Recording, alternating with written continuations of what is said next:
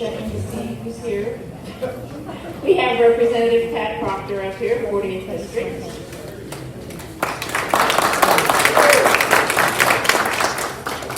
Representative Tim Johnson from the 38th. Representative Lance Neely from the 42nd. Representative Fridge was who I was looking for from the 41st. And then we have our Register of Deeds, Terry Lois, I saw her earlier. And Commissioner Mike Stevens.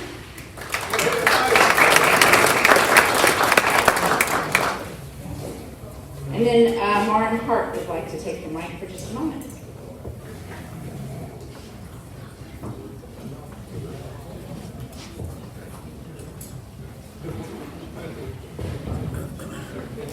Hi there. First of all, I'd like to thank Melinda for giving me this chance to talk to you for just a minute. I just wanted to announce that today I filed to run for Leavenworth City Commissioner. I'm really looking forward to hopefully serving the city and bringing some transparency and accountability to our city commission and working with businesses and people to make this a really great place to live, because I love it here. And I really look forward to any support and all of your support here. Thank you.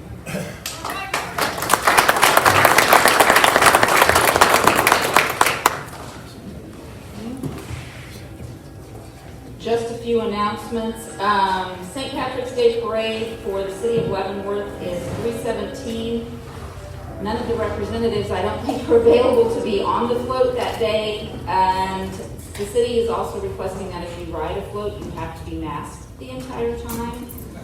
So I'm going to leave that up to you all if you would like to ride the float or not. We will probably meet around where the county courthouse is. That's usually where we start to line up.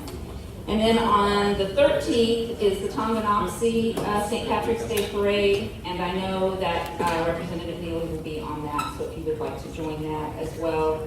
And they usually line up on 4th Street, Main and 4th Street down there. And the St. Patrick's Day here in the city starts at noon, and the one in Tonganoxie starts about 10 o'clock. So if you're interested, you can text me and let me know, or you can just show up to ride the floats. So now, if our representatives would come up and take a seat. So I'm going to let each one of you introduce yourselves and tell us what committees you are on, and then we'll start with questions about your committees. Well, good evening, everyone. I'm David French. I am, again, the state representative for the 40th District, which is basically Lansing and the southern part of Leavenworth that Pat doesn't own. I am on the Corrections and Juvenile Justice Committee, basically dealing with our Department of Corrections and the correctional facilities we have in the state and the legal system that puts the inmates there. I'm also on the Veterans and Military Affairs Committee. I think all four of us are on that committee, which basically is involved with taking care of our veterans. And then I'm on the General Budget Committee, which is basically, we look at the different agency budgets within the administration, probably about 40 or 50 different budgets that we look at.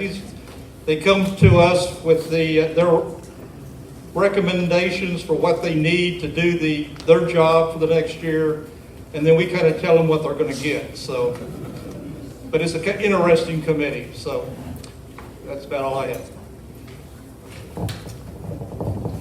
Hi, my name is Pat Proctor, and I serve the people of Fort Leavenworth and the north half of the city of Leavenworth, probably around like Thornton on this side of 10 and Vilas on the other side of 10. And so I am a veteran. I just retired from the Army a couple years ago. Me and my wife own Bon Thai restaurant right down the street. And then when I'm not at the legislature, I'm also a professor at Wichita State University. Teach a couple days a week in the Homeland Security program. I'm on 4 committees as well. I'm on Veterans and Military Affairs with everybody here on the stage. I'm also on Transportation with Representative Neely. We oversee KDOT, the Kansas Transportation Agency, and then also the all of the kind of licensing and all those policies. I'm also on the Insurance and Pensions Committee, and when I found out I was on the Insurance and Pensions Committee, I'm like, why did they put me on this thing? But one of the things that I've been working on even before I got to the legislature is trying to get corrections officers onto the Kansas Police and Fire, or capers for police and firemen, because they work every bit as hard as those folks, and they're not getting the same retirement benefits. And guess who oversees that? It's the pensions, so insurance and pensions. So, and then another really interesting committee I'm on, and I'm sure there's going to be questions about it, is the Elections Committee, and we oversee Kansas elections and the election system. And there's a lot of contentious discussions going on in that room. So, I'm Lance Neely, and I am the state representative for the 42nd District. I'm probably most famous and everything for being her husband. But my area is Eudora, Tonganoxie, America, and Easton, and Kickapoo. Sorry, Dawn. And the committees, they told you a couple of them. I said if Tim went, then I wouldn't have to turn around and even say what mine was, because everybody will have said what I was in. The only one that I don't have, I think that none of you guys are in, is Judiciary, which is actually my favorite committee. We average 5 or 6 bills a day in Judiciary, and it covers such a range of things. Dealing with law. There's a lot of attorneys in there. I am not an attorney, by the way. And but I've really enjoyed it. There's times and everything that in that committee there's testimony that's very difficult to hear. But to me, that means and everything that we're going after problems that need to be fixed. So I really enjoyed that committee. I'm on the Veterans Committee with everybody here. I'm on Financial Institutions and Rural Development. This year, it was pretty much financial institutions. I don't know if they even said rural development in the committee, so I was not very pleased with that. The last one that I am in, let's see, Judiciary, Financial Institutions, Transportation, and Veterans. Okay, so that's the 4 that I'm in.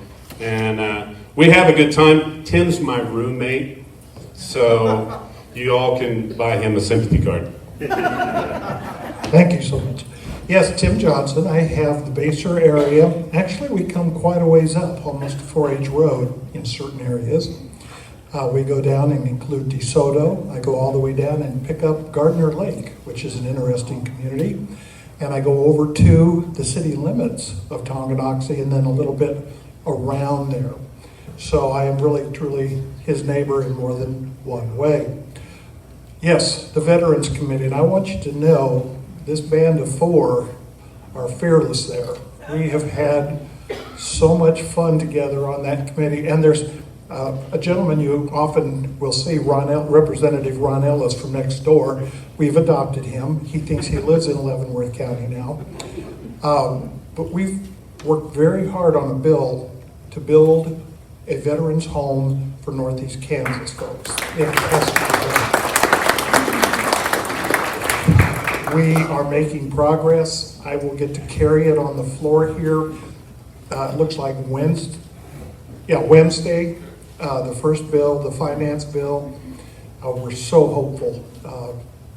Pat Proctor, everybody here has worked on it in different ways. We need that so much. And so as you see that come up, We hope that you will continue to support us if you're with one of the veterans group. I'm also on the Children and Seniors Committee. I think, apparently I'm now a senior. I always thought I was a kid, but I asked for that committee, and it's hard work. It is one of the hardest ones because we're having to deal with a broken system in adoption and foster care, folks. It is broken. When I worked with the Children and Family Services, their offices were right here. Where you are now was the old SRS offices, and I was here for a couple of years when I did child abuse. Folks, it's not the way it needs to be, but we're making progress. I'm very thankful for the people on that committee, and I look forward to several of our bills coming up. And then K through 12 education. I'm one of 4 teachers on that. I have taught for a number of years. I didn't know how much superintendents made. Too much. I mean, I knew they did well. Didn't begrudge them that. But when I found out the new superintendent for Shawnee Mission, who was very, very upset with me last week because I questioned a couple things about all the money they needed, the new superintendent is going to make more than one of the Joint Chiefs of Staff. And I'm thinking, yeah, I would rather have a textbook than, you know. Well, so it's going to be interesting. I think we made some headroads on it. It's a great group to be with, and I am so thankful to be part of this gang of 4.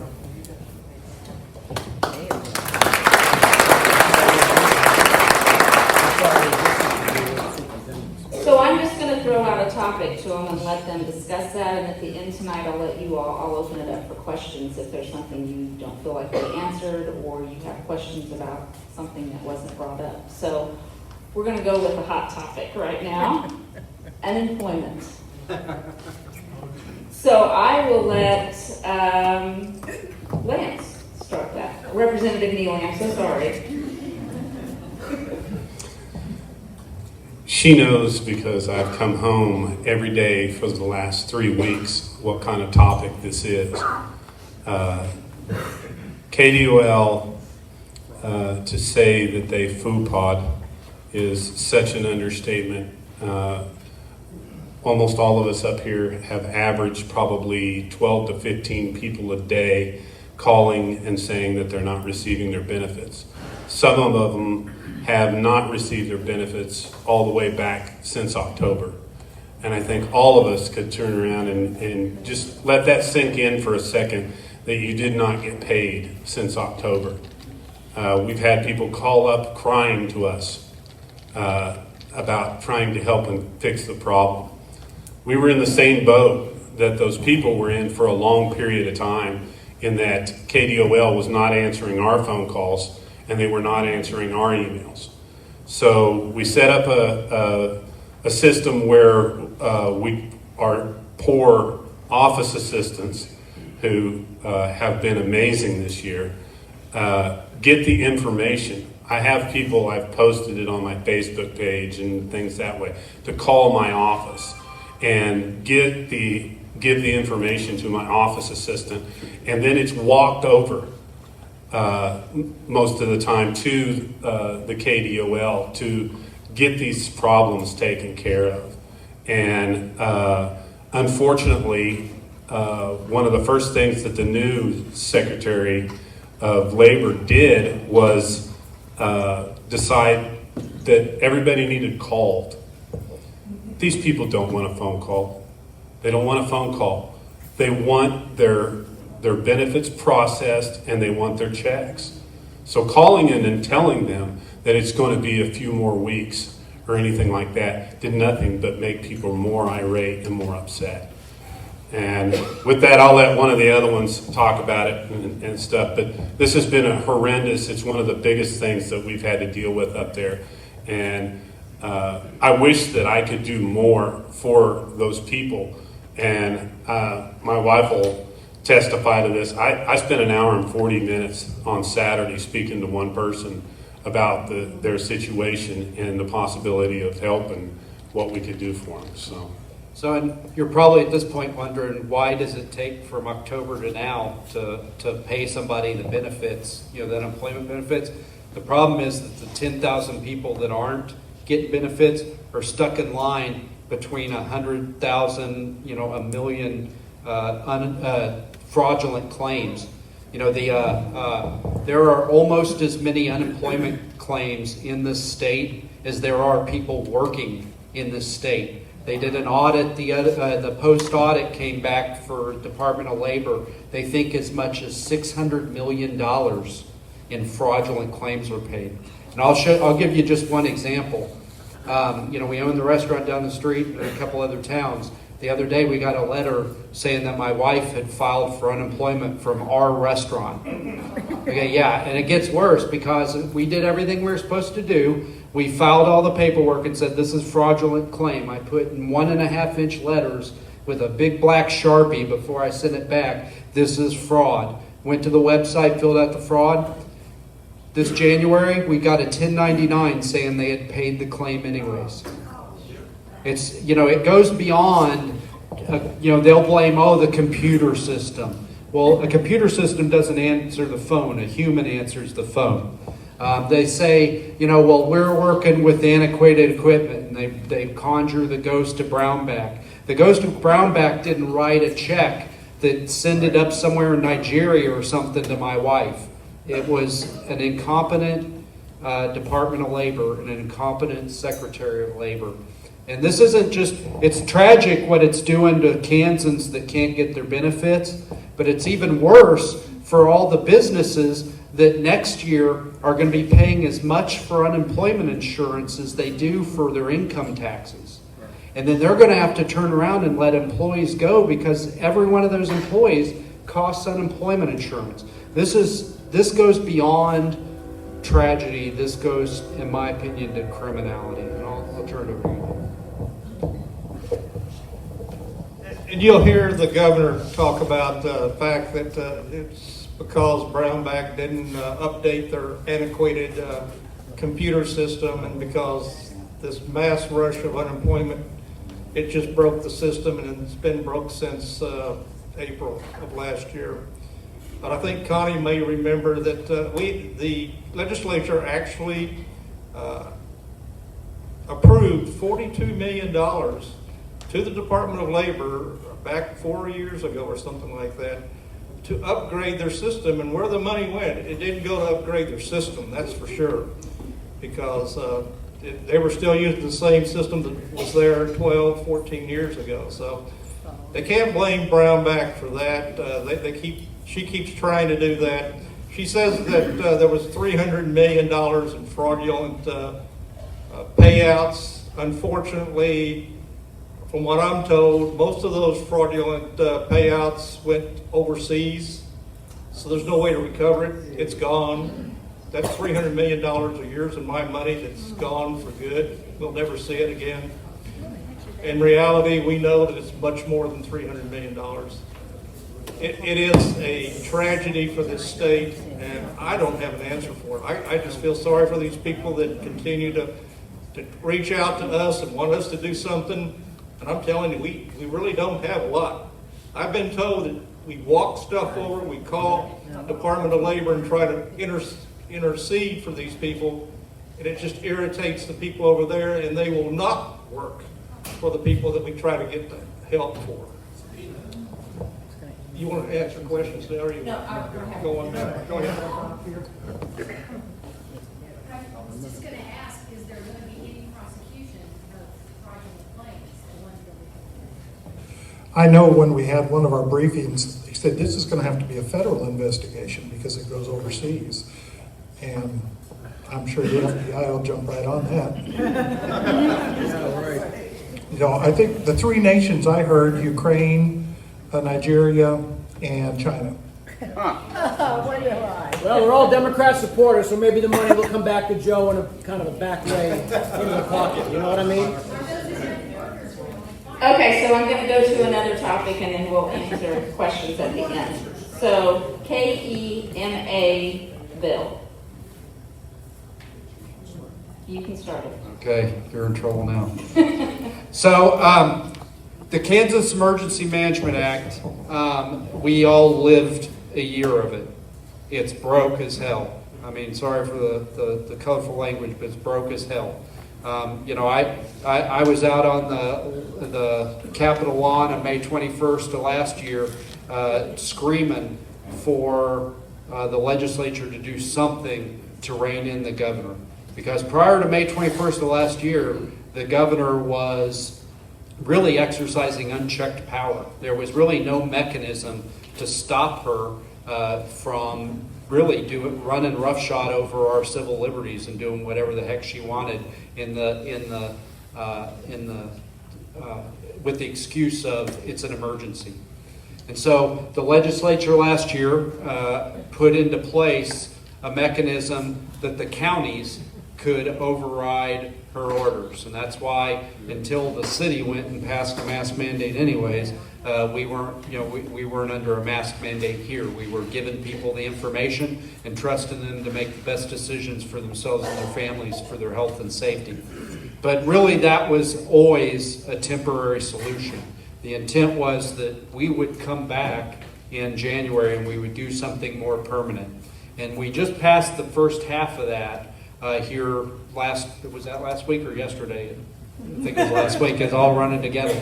But so there were two excuses that the governor gave for why we had to keep extending her emergency order. The first was that there was this huge backlog of cases that were not being heard, and if we didn't extend her emergency order, emergency mandate, she was going to have to just let all these murderers and stuff free. We fixed that here last week, and I'm going to concentrate about talking on this because I think there's a little misinformation out there. So we have a Sixth Amendment right to a speedy trial, and nothing that the Kansas legislature could do will change that.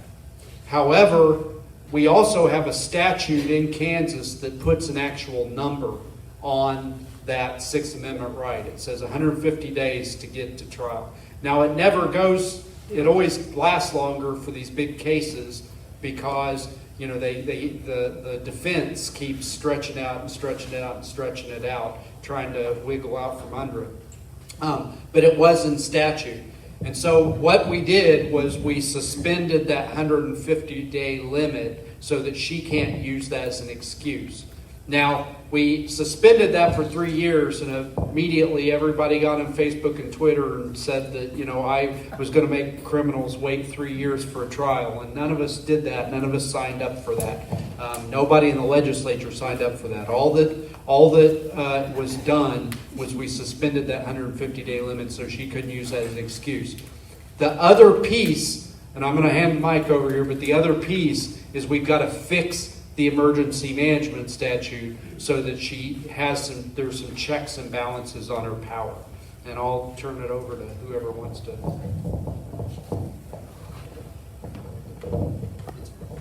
I'll say I have voted no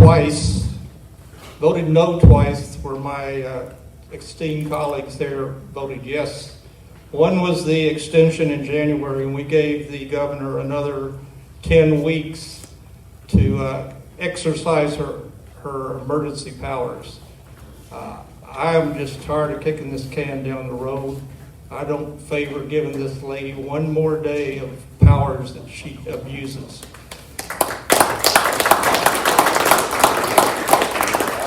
The other one that I just voted no on, was the one that Pat was just talking about. To me, it's a principle thing. Sixth Amendment says we deserve speedy trials if we're accused of something, and this bill basically waives or suspends that right for 3 years. True, we're going to let criminals out if we have this speedy trial where we have to give them 150 days or we're going to let the criminals out. Well, what about the innocent person that is sitting in jail right now waiting to be tried, and they've just been told they're going to wait 3 years before they're going to get a trial?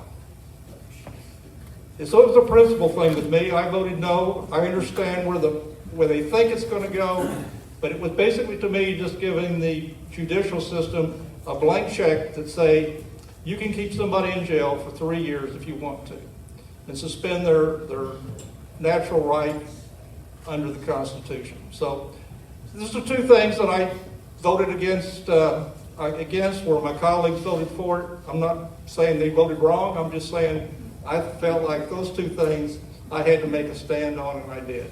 Thank you. I'm going to touch, I just want to touch on another angle of the response to the emergency, and that was the dissemination of our vaccine. I am so sorry, but you cannot tell me that we needed to vaccinate criminals over my senior citizens, and that just angered me. Clearly our staff, anybody that would work there, but I started to get some calls, and it just, all I could think of was my own grandmother, sitting there at home and hasn't been out for months, almost a year. When can I get a vaccine? Well, they told me they don't have any yet. What do you mean we don't have any? So then we try to find out, well, where are they? Where did they go in Leavenworth County? And then we start finding out other places have plenty. So I was incredibly frustrated with how we have disseminated, and this, I want to be very clear, not Leavenworth County's health department, because they were very, very helpful to me in giving me facts and figures. We know where the doses went. But that happened all around the state of Kansas. Where are our priorities? Who are the people most likely to suffer and pass away? Wasn't the young kids. Wasn't the middle-aged.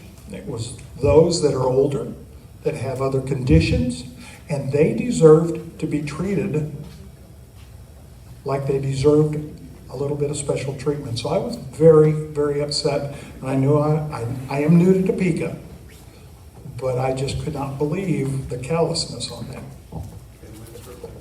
Hey, just real quick. So the governor was the very first person in the state, or darn near it, to get vaccinated. Why? Yeah, why, right? And so, and then to cover her crime, she offered us the vaccine. And, you know, I like everybody at this table, I got like 70 and 80-year-old people calling me crying with frustration that they can't get vaccinated. And I've got the added challenge that on Fort Leavenworth and at the VA hospital, where the feds are managing the program that Donald Trump put in place, they're all getting vaccinated.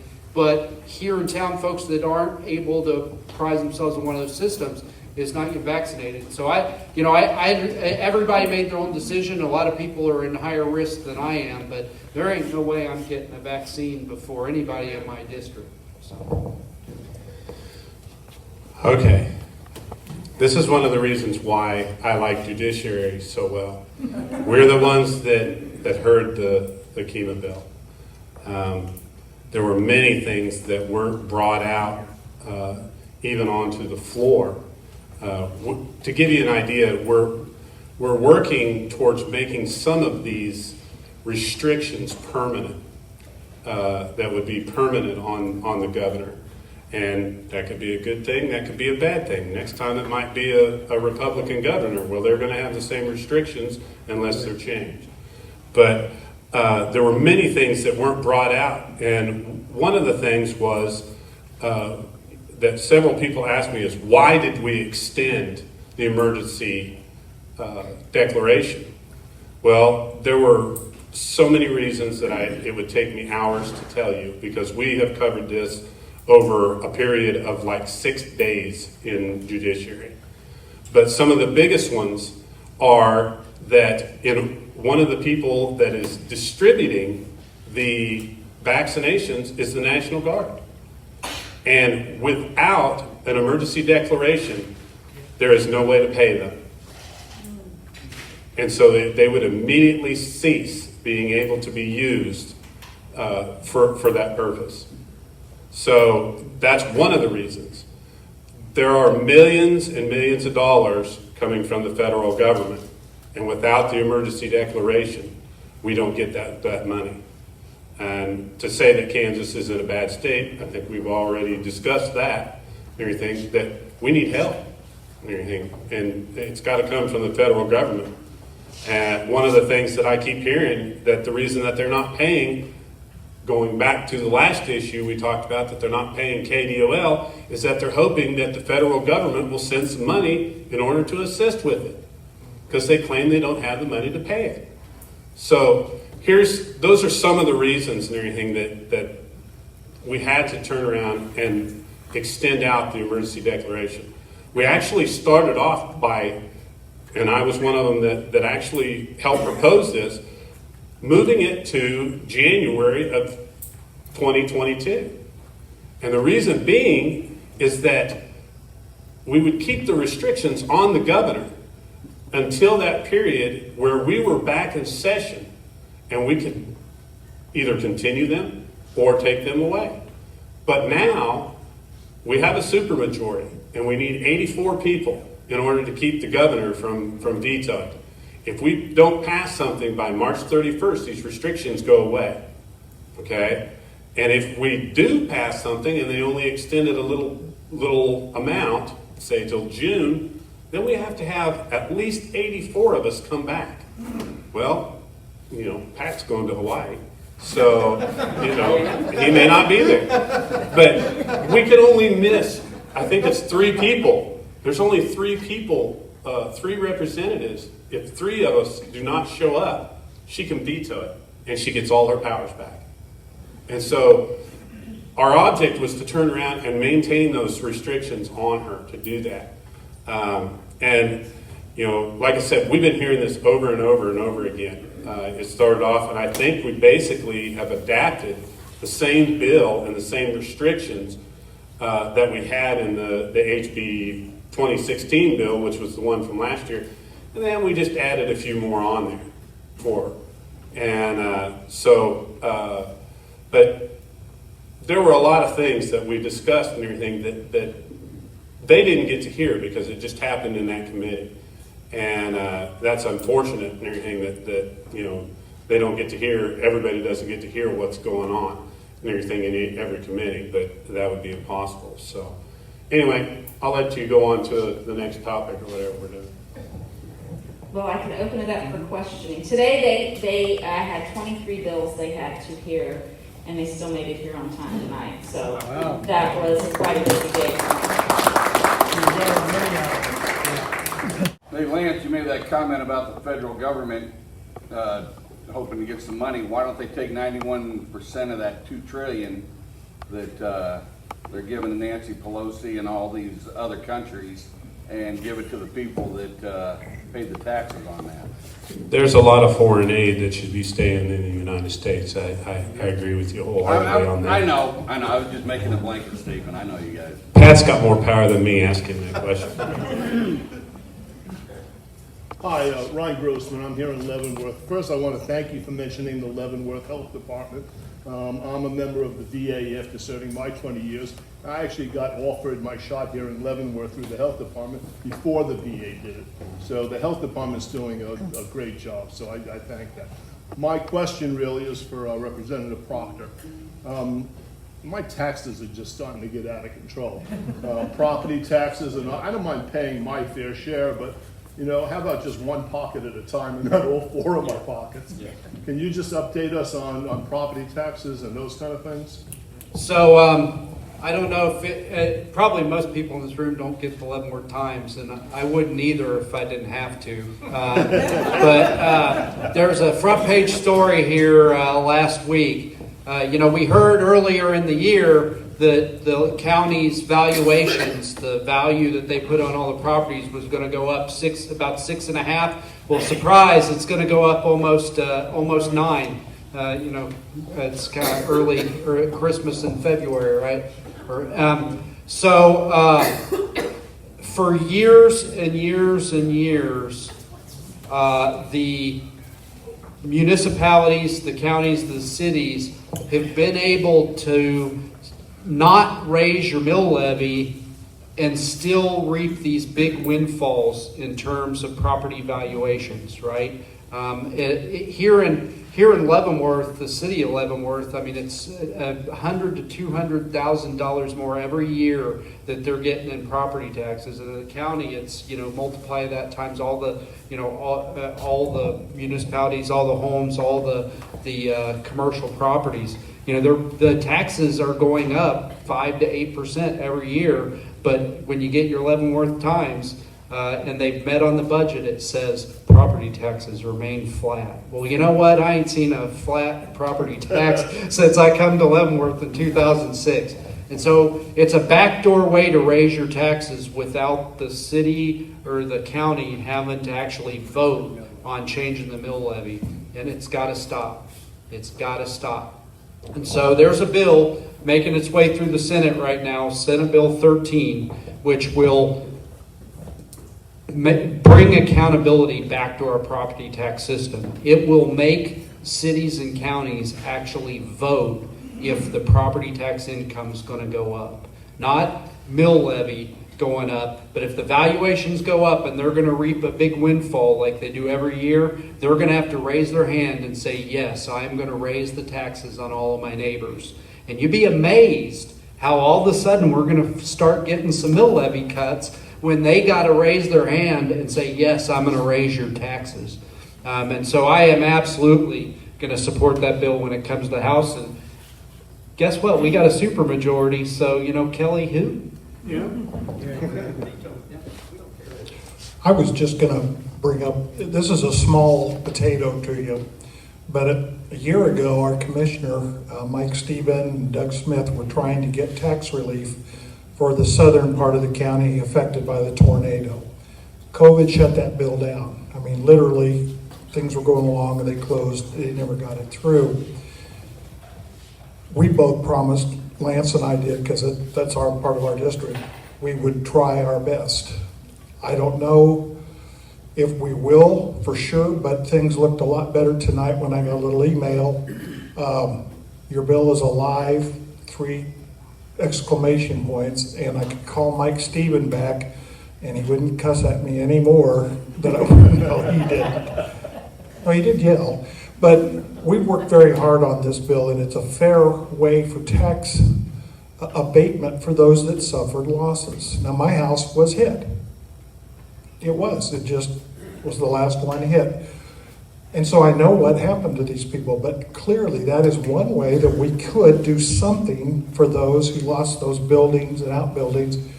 And I will carry that hopefully in the next couple weeks. We're looking forward, and Lance and I have been working on that, but Mike Steben deserves, where are you, Mike? Are you still here? I want you to know that it's coming from Mike Steben. Mike worked, and Doug Smith, those guys were on this all of last year, all summer, and they follow up. They've given us, this is my booklet, my little booklet I use, and you need to tell him thank you also. I know we have more questions. It's not a question, it's just, to what Pat was talking about on the taxes, on the property taxes. I encourage you, if you didn't get a chance, watch Wednesdays, last Wednesday, February 24th, because they talked about the property tax increase in the county commission meeting. I'm not, there are differing opinions on why the valuations are going up, and I'm not pointing fingers at anybody. I'm not saying it's like a conspiracy between the county and the assessor. The assessor's got a formula, and they're using a formula. The problem is, if you live up in my end of Leavenworth, I mean, I don't know a nice way to say this. You can't give a house or a commercial property away right now. That June Meyer, who owns June's Northland, she's been trying to retire for a year and a half, and she can't give that building away. People take it for free or for darn near free, but they won't pay what it's worth. The High Noon Saloon over here that was Grinders for a while, they can't give that building away because there's just no market. But then down in the south end of town, there's a lot of new construction and they're selling $300,000 houses and people are putting 10 and 15,000 more than the asking price down on those houses, and the whole city's getting penalized for that. And so I'm not saying that it's like evil intent. I'm just saying that municipalities across the state are just sitting on their hands and not adjusting the mill levies when the property valuations come in. And there's a reason for it, because right now there's a tax lid, and if they drop it and then the valuations go down, they'll have to put it to a vote of the people to raise it back up. And so they're being conservative, which is normally a good thing. But right now we've only got controls on the mill levy half of it, and the property valuations are just out of control. And so we've got to come up with a new solution that makes them accountable for the whole property tax haul, not just the mill levy half of it. And God willing, we'll get a chance to vote on Senate Bill 13 and we'll get that passed. Yes, ma'am. Can you comment on Senate Bill 24 on the Energy Choice Act? Have you guys been looking at that at all? Right, I'm sorry, we have not received the Senate bills. We've had one or two, but this next week, we're in what's called turnaround, where all the Senate bills are coming to us this next week. So the 80 some bills or whatever that we put out, the Senate gets to see our bills. And all the bills that the Senate has put out come down to the House. So that's one of the reasons why we're having so many bills and everything. We're trying to get all our House bills put out right now. So, but we have not heard that one yet. Yeah, we have about almost 500 House bills right now that's possibly going to come up for a vote. And so we have no time to be looking at Senate bills right now. We'll be doing that in the next month or so, but right now. Well, let me ask this then. Yeah. Are you looking at any type of anything that looks at energy related to renewables and reliables versus gas? Or is anything in the House that's looking at people having some control of that? Does anybody have any oversight of that? None of us are on the Energy Committee, and unfortunately, we only know pretty much what's on our committees.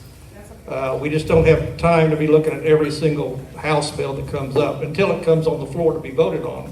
And then we got to get smart real quick. But I haven't seen anything unless somebody else has seen anything. I haven't seen anything. I will say that I finally figured out where the solar farm in Tonganoxie is going to be. When we had our Lincoln Day dinner the other day, we drove by and there were all these poles sticking up out of the ground where they're going to put the solar panels. And apparently they're going to put another one over in Jefferson County. So, hopefully we don't end up like Texas and we depend on those things on cloudy days. But yeah, so I do want to say something on energy, though, because we're all following the issue. We're just not following the specific bill you're talking about. And Kansas is a net energy exporter. Okay, between natural gas, solar, wind energy, coal, we are an exporter to the other states in the region, right? And so when you were getting rolling blackouted here a couple weeks ago, it wasn't because we didn't have the energy, it's because those other places that we served didn't have the energy. And so they were, frankly, penalizing Kansas to take care of other states. But you and talked so, about the ones in the grid, they're still in our grid. Yeah, they're on our grid, but because we're an exporter, all those other states are dependent on energy that comes from us. And so I got two questions about that I'm going to be asking on the floor of the House when we see these energy bills that you're talking about coming through. The first is, if we're exporting energy, why is it that our energy bills keep going up? when I went to grade school and they taught me capitalism back when they still taught capitalism in grade school, they taught me supply and demand. When you got a bunch of something, it's cheap, and when you don't have enough of something, it's expensive. So why is my energy expensive if I'm exporting? And I'll tell you, spoiler alert, the reason is because we're paying for infrastructure so that energy companies can sell energy to other states, and that's got to stop. The other thing is, why did you have to turn off my lights if I got plenty of energy and energy to spare? And it's because we have lost sovereignty of our energy. As a state and as a country, we've lost sovereignty of our energy. And so before we do any more monkeying with our energy grid or system, I want Kansans to be in control of where Kansans, watts and gigawatts go.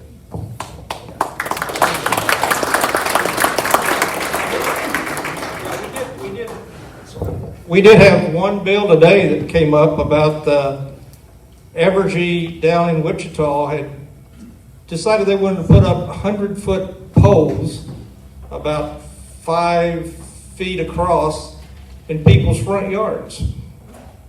And they used eminent domain to do it. And energy companies have a lot of power, and they abuse it regularly. And so we kind of did away with that today with that one bill, that from now on, Evergy's going to have to go to lay out their plan and have the cities approve it before they start putting poles in people's front yards. So we're looking at that kind of thing right now. So that leads us to a really good segue on a bill that I would say got trampled today. Monkey stomp. Okay. Monkey stomp. Okay. So I will. Speaking of eminent domain, Oh, yes. there was a situation that occurred in our county a long, long time ago. And today we attempted to right a wrong that had occurred. An eminent domain had happened, and it had taken one of my constituents' driveway. And this was done by KTA, by Kansas Transportation Authority.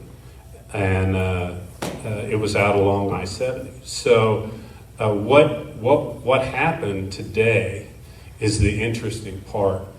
They had a bill where they were going to be able to set up a toll road on 69 highway going south out of Olathe. It was the ability for them to make millions of dollars over the next several years. Well, we brought up and everything that they had not fulfilled putting in this driveway. And they were getting ready to go out and start a new project where they would do eminent domain and condemnation cases all over the state of Kansas. Because this is not just the 69 highway that they're going to be doing this. They're going to start setting up those toll roads in various places. I've already heard that they want to turn around and do a fast lane, which would mean that they would have to extend by putting in another lane from 10 Highway, from Lawrence to Johnson County, which they would have to do more condemnation cases.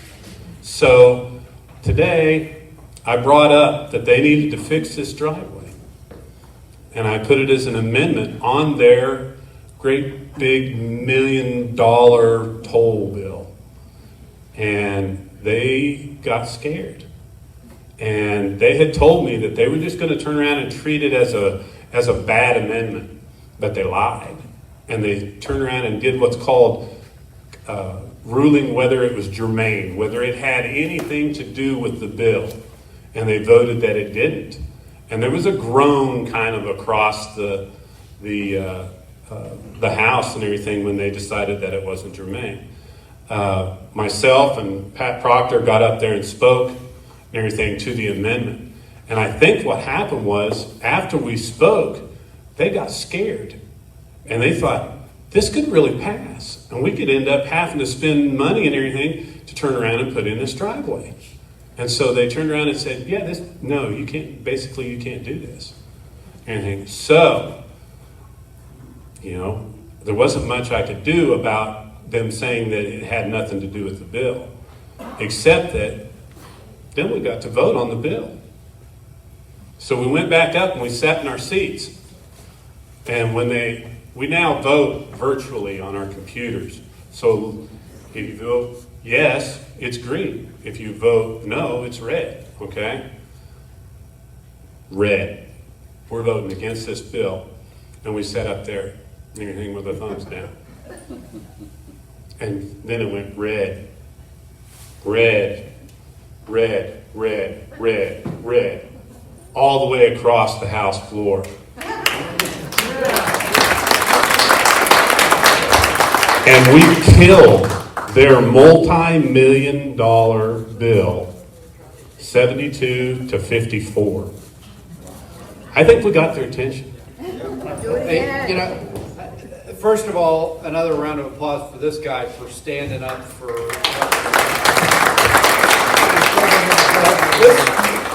This makes a bigger point that I made a couple times during the campaign, which is, we have such a hard time getting things for Leavenworth County because we keep sending Democrats to Topeka. Yeah. And it's not just that, that we're all a bunch of partisan hacks and we don't like Democrats, even though we don't like Democrats. But that's not the reason. The reason is Topeka is a Republican town. You just heard us say that we've got a super majority. We got Republicans to spare for a super majority up in Topeka. The Republicans control all of the House leadership. If you're a Democrat, you can't even carry a bill on the floor. I've seen 2 Democrats out of all the bills we've passed carry a bill on the floor, and they're like the most senior Democrats for the most part. Just token so we can prove that once in a while we let a Democrat do it. But they're like the unimportant, uncontentious things. Very. And then on all the committees, they have a minority. And, they have to just vote no on everything, basically, because we're running roughshod over them. They really don't have any power. If you want to get things done for Leavenworth, you got to send Republicans to Topeka because the Democrats don't get listened to up to there. They're just a protest vote. When you send a Democrat, you're just sending a no. You're just sending a no on everything up to Topeka. And you can't get these things done for our constituents, and you can't get these things done for Leavenworth. Right. We have what may be a once-in-a-lifetime opportunity through the process of gerrymandering to make this a one-party state. Why aren't we doing that? It's perfectly legal. We don't need to have a single Democrat on the Hill. I'm not on the committee, but the committee is set, the redistricting committee, and I think the people that are on there are prepared to do equitable, and I know they're talking, but that's 4 weeks away if I'm correct. And actually, so the Census Bureau has delayed sending the census data for elections till September. So we're not even going to get to start to draw lines until after September. And so it's going to go right up to the wire just like it did last time. But you're right. It was really important to preserve a supermajority going up there because if the Democrats had had enough to override our drawing of the lines, it would have gone to the Supreme Court. And I'll tell you how they draw lines because I live in one of the districts they drew. So. We've got one more question. Okay. So some states and counties Okay. and townships are doing things You like got, Second Amendment sanctuary. yeah, I'm sitting up front. I'm sitting up front. Looking at doing anything like that in the state. Oh, no. I'm the Second Amendment guy. They, In the back. I have already brought that up. I went and spoke to leadership on that. And believe it or not, we have almost a tougher law than Missouri just put in, with the exception of going after federal officers and things that they talk about doing. I don't disagree with you. However, we put that back in 1993, the Second Amendment Protection Act. And I looked that up, and I mean, you can too. And we have since that time, even as early as 2019, added things to it. One of the things that we put restrictions on the governor during this emergency declaration is that she cannot suspend the sale of firearms or ammunition. I didn't even know the governor had that power. Well, she doesn't anymore because we made sure it was put in there. Good. So, but I do see more things coming out and everything on that. Probably not during this session because, like I said, we're already into the Senate bills. But we have already looked into that, and that's the only reason you haven't seen anything in Kansas is that we already had something in place and everything to try and protect us from the federal government. Go ahead, Member Fudd. So, I mean, I don't think I own a And we. That's good because you're in Kansas and we like 30 round. So. start there. So if they do something in DC or if the ATF makes a rule change. Yeah, that's what I'm saying. We're not going to follow the federal rules in the state of Kansas as far as the Second Amendment. That there's 4 words. Shall not be infringed. We're not going to do anything to discourage the federal government from enforcing it. Well, discouraging. I guess our discouragement is the fact that we're not going to follow the rules. That's part of it. Are we going to be able to tell Biden and all of them and everything not to make Second Amendment laws? No, probably not. Democrats are going to try and make their rules, and we're not going to follow them. I don't know what else and everything we do about that. So, I think we should have been more proactive. We should have seen what Biden was going to do. And a lot of the surrounding states that we have done what you've mentioned, do sanctuary states as far as Second Amendment and that sort of thing. We're behind this. I don't know why we didn't plan for this. Hopefully before the end of this session we can do something to kind of protect ourselves from the federal government because they're coming for us, and if we're not prepared, we're gonna suffer. So I'm really disappointed we haven't done a little bit more prep for this administration. Yeah, I think what's being talked about is nullification. We are a sovereign state who joined with other states under a constitution to have, at the federal level, things done for us that we couldn't do for ourselves as a state, period. And nullification's already been exercised, and it's been exercised by states who are doing left-wing kind of things instead of proper and right constitutional things. So I think the question for you all, it was a statement, but the question is, are you guys talking about establishing a formal process, since you have a super majority, of start writing laws that nullify the federal laws? Because you have the right to do it. That's what I said. We haven't done that. But I mean, that's my point is the question, are you guys thinking in the process now of not reacting, but being proactive and saying, here's what we need to do to take steps to nullify whatever they come up with, because it's not something that you routinely do at the state level, it's something that's becoming a mandatory requirement. I've addressed it with leadership. I know Lance said he's addressed it. I just don't see the movement right now going that direction. I don't know why. It's bigger than that too. Let's just take, I'm ignorant on the exact trace of the pipeline, the DAP, all right? I do believe it does hook into Kansas somewhere. I do believe it comes to Dakotas. But the point is that all the states it goes through, if I'm not mistaken, are all very red states. And it's a states alliance issue. Maybe we ought to be talking about with the solid red states to go ahead and put those 11,000 workers back to work, building a pipeline, and then if the blue states want some, golly, it's like that toll road down in Olathe. It's going to cost you, bubbies. So if that's something though that you guys gotta push up there in the House and Senate, you got the supermajority, you can override the governor, make those arrangements with the neighboring states, Missouri, Oklahoma. Look at Oklahoma. I mean, Missouri and Oklahoma, we're almost a sandwich now. But the point is, right above us, that weird little place in Nebraska, that you can get through red Nebraska all the way to red Dakota and into Canada. So something to think about. You know, I spent 25 years in the Army defending our freedoms, including the right to keep and bear arms. And, I feel as strongly about this as everybody here on. And, I'd ask you to keep in mind that it's the first day of March.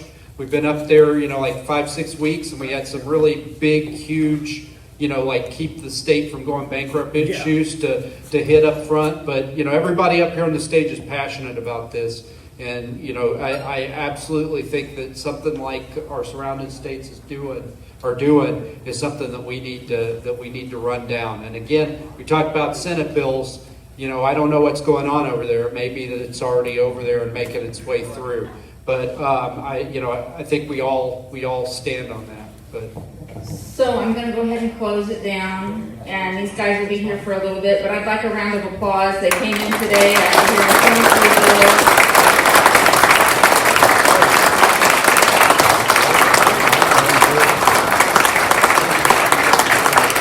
You're doing a good job.